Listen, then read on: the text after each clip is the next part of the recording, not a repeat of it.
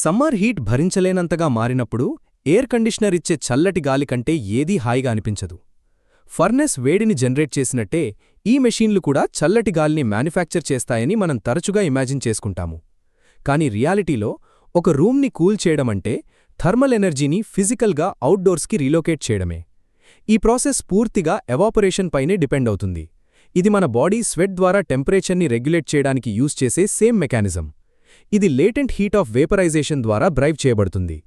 Liquid sweat మీ skin నుండి radiate అయ్యే thermal ఎనర్జీని అబ్జార్బ్ చేసుకుని గ్యాస్గా ఎవాపరేట్ అవ్వడం వల్ల అది ఆ హీట్ని క్యారీ చేస్తూ స్కిన్ సర్ఫేస్ని కూల్గా లీవ్ చేస్తుంది. ఒక ఎయిర్ కండిషనర్ ఇదే బయోలాజికల్ ఫంక్షన్ని రెఫ్రిజరెంట్ అనే ఒక స్పెషలైజ్డ్ కెమికల్ని యూజ్ చేసి లార్జ్ స్కేల్లో చేస్తుంది. ఈ ఫ్లూయిడ్ ఈజీగా ఎవాపరేట్ అయ్యేలా ఫార్ములేట్ చేయబడటం వల్ల ఇది మ్యాసివ్ అమౌంట్స్ ఆఫ్ థర్మల్ ఎనర్జీని ట్రాప్ చేసి మూవ్ చేయగలదు. ఈ కెమికల్ మీ లివింగ్ రూమ్ నుండి హీట్ని ఎలా స్టీల్ చేస్తుందో అండర్స్టాండ్ చేసుకోవడానికి మనం 4 స్పెసిఫిక్ మెకానికల్ చెక్ పాయింట్స్ ద్వారా దాని పాత్ని ఫాలో అవ్వవచ్చు. ఈ ఎంటైర్ మెకానికల్ సైకిల్ కోల్డ్ అనేది సింప్లీ హీట్ యొక్క యాబ్సెన్స్ అనే ప్రిన్సిపల్పై బిల్డ్ చేయబడింది. ఈ జర్నీ ఇండోర్స్లో ఫస్ట్ చెక్ పాయింట్ అయిన ఎవాపరేటర్ దగ్గర బిగిన్ అవుతుంది. మీ వాల్ యూనిట్ లోపల హిడెన్గా ఉన్న కాయిల్డ్ మెటల్ పైప్స్ నెట్వర్క్లో ఐసీ లిక్విడ్ రెఫ్రిజరెంట్ వెయిట్ చేస్తూ ఉంటుంది. ఒక బ్లోవర్ ఫ్యాన్ వార్మ్ రూమ్ ఎయిర్ని ఈ చిల్డ్ కాయిల్స్ మీదుగా పుల్ చేసినప్పుడు లోపల ఉన్న లిక్విడ్ రెఫ్రిజరెంట్ ఆ హీట్ని అబ్జార్బ్ చేసుకుంటుంది. ఈ థర్మల్ ఎనర్జీ వల్ల లిక్విడ్ బాయిల్ అయి వేపర్గా మారుతుంది. దాంతో రూమ్లో చిల్డ్ ఎయిర్ మిగులుతుంది. ఈ పాయింట్ దగ్గర అన్కంఫర్టబుల్ రూమ్ హీట్ ట్రాప్ చేయబడుతుంది. రెఫ్రిజరెంట్ ఇప్పుడు గ్యాస్గా మారి ఆ హీట్ని క్యారీ చేస్తుంది. హవెవర్ సిస్టమ్ ఇప్పుడు ఒక లాజిస్టికల్ ప్రాబ్లమ్ని ఫేస్ చేస్తుంది. హీట్ న్యాచురల్గా వార్మర్ ఏరియాస్ నుండి కోల్డర్ ఏరియాస్కి ఫ్లో అవుతుంది. ఈ ఇండోర్ హీట్ని అవుట్సైడ్ డంప్ చేయాలంటే రెఫ్రిజరెంట్ గ్యాస్ మీ బ్యాక్యార్డ్లో ఆల్రెడీ ఉన్న సమ్మర్ ఎయిర్ కంటే హాటర్గా ఉండాలి. ఇది అవుట్సైడ్ ఉండే లార్జ్ మెటల్ బాక్స్లో లొకేట్ అయి ఉన్న చెక్ పాయింట్ 2కి లీడ్ చేస్తుంది. కంప్రెసర్ ఈ సిస్టమ్కి హాట్ లాగా యాక్ట్ చేస్తుంది. ఇది ఒక కన్సిస్టెంట్ థర్మోడైనమిక్ రూల్పై రిలై అవుతుంది. ఒకవేళ మీరు ఒక గ్యాస్ యొక్క ప్రెషర్ని డ్రాస్టిక్గా ఇంక్రీజ్ చేస్తే దాని టెంపరేచర్ రైజ్ అవుతుంది. ఇన్కమింగ్ వేపర్ని ఫిజికల్గా స్క్వీజ్ చేయడం ద్వారా కంప్రెసర్ ఆ రెఫ్రిజరెంట్ని అవుట్డోర్ ఎన్విరాన్మెంట్ కంటే సిగ్నిఫికెంట్గా హాటర్గా ఉండేలా సూపర్ హీట్ చేస్తుంది. ఈ మెకానికల్ ఫోర్స్ సిస్టమ్ని న్యాచురల్ ఈక్విలిబ్రియంని బైపాస్ చేసేలా చేస్తుంది. దీనివల్ల ఇండోర్ హీట్ ఆల్రెడీ స్వెల్టరింగ్గా ఉన్న అట్మాస్ఫియర్లోకి అవుట్వర్డ్ ఫ్లో అవ్వడానికి ఫోర్స్ చేయబడుతుంది. ఇప్పుడు హెవీగా ప్రెజరైజ్ అయ్యి మరియు ఎక్స్ట్రీమ్లీ హాట్గా ఉన్న రెఫ్రిజరెంట్ చెక్ పాయింట్ 3 అయిన కండెన్సర్లోకి ఎంటర్ అవుతుంది. ఇవి అవుట్డోర్ యూనిట్ ఎడ్జెస్ చుట్టూ ర్యాప్ అయి ఉండే కాయిల్డ్ ట్యూబ్స్. ప్రెజరైజ్డ్ గ్యాస్ ఇప్పుడు అవుట్డోర్ ఎయిర్ కంటే హాటర్గా ఉండటం వల్ల థర్మల్ ఎనర్జీ న్యాచురల్గా అట్మాస్ఫియర్లోకి రేడియేట్ అవుతుంది.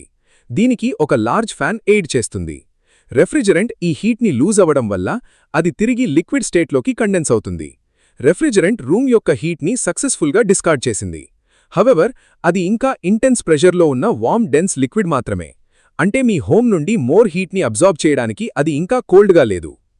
సైకిల్ని రీసెట్ చేయడానికి ఆ ఫ్లూయిడ్ ఫైనల్ చెక్ పాయింట్కి ట్రావెల్ చేస్తుంది. దీన్నే ఎక్స్పాన్షన్ వాల్వ్ అనే మెకానికల్ బాటిల్నే కంటారు. ఈ వాల్వ్ కంప్రెసర్ ఫిజిక్స్కి ఇన్వర్స్ని యూటిలైజ్ చేస్తుంది. గ్యాస్ని స్క్వీజ్ చేయడం వల్ల టెంపరేచర్ ఎలా రైజ్ అవుతుందో అలాగే sudden massive drop in pressure వల్ల టెంపరేచర్ ప్లమెట్ అవుతుంది. ఆ వార్మ్ లిక్విడ్ ఒక ఇంక్రెడిబ్లీ నారో ఓపెనింగ్ గుండా ఫోర్స్ చేయబడుతుంది. అది ఒక వైడర్ ఏరియాలోకి ఎమర్జ్ అవ్వగానే ప్రెషర్ ఇన్స్టెంట్గా డ్రాప్ అయ్యి లిక్విడ్ ఫ్రీజింగ్ కోల్డ్గా మారుతుంది. ఈ చిల్డ్ లో ప్రెషర్ లిక్విడ్ మళ్లీ అబ్జార్ప్షన్ ప్రాసెస్ని బిగిన్ చేయడానికి డైరెక్ట్గా ఇండోర్ ఎవాపరేటర్ కాయిల్కి పైప్ చేయబడుతుంది. రెఫ్రిజరెంట్ యొక్క ప్రెషర్ని ఆల్టర్ చేయడం ద్వారా ఈ సిస్టమ్ ఒక సింగిల్ సీల్డ్ బ్యాచ్ ఆఫ్ ఫ్లూయిడ్ని ఇండోర్స్లో హీట్ని అబ్జార్బ్ చేయడానికి అవుట్సైడ్ రిలీజ్ చేయడానికి ఎండ్లెస్గా సైకిల్ అయ్యేలా అలౌ చేస్తుంది.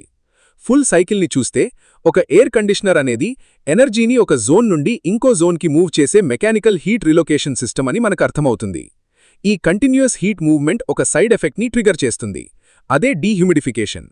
అవుట్డోర్ పైప్ నుండి వాటర్ ఎందుకు డ్రిప్ అవుతుందో ఇది ఎక్స్ప్లెయిన్ చేస్తుంది. ఒక కోల్డ్ గ్లాస్ స్వెట్ అయినట్టే ఫ్రీజింగ్ ఇండోర్ కాయిల్స్ రూమ్లోని హ్యూమిడిటీని పుల్ చేసి ఒక డ్రెయిన్ ప్యాన్లో కలెక్ట్ చేసి అవుట్సైడ్ ఛానలైజ్ చేస్తాయి. ఈ స్టెడీ లూప్ని అండర్స్టాండ్ చేసుకోవడం వల్ల థర్మోస్టాట్ని ఎలా యూజ్ చేయాలో క్లారిటీ వస్తుంది.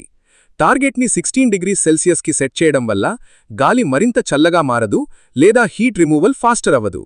అది సింప్లీ ఆ సైకిల్ని లాంగర్ పీరియడ్ రన్ అయ్యేలా చేస్తుంది. ఎయిర్ కండిషనర్ని ఒక మెకానికల్ హీట్ రిలోకేషన్ సిస్టమ్గా అప్రోచ్ అవ్వడం వల్ల ఆ యూనిట్ టార్గెట్ టెంపరేచర్ని ఎలా అచీవ్ చేస్తుందో క్లారిఫై చేసి హీట్ వేవ్ టైంలో పవర్ని మేనేజ్ చేయడానికి మోస్ట్ ఎఫిషియెంట్ వేస్ని హైలైట్ చేస్తుంది.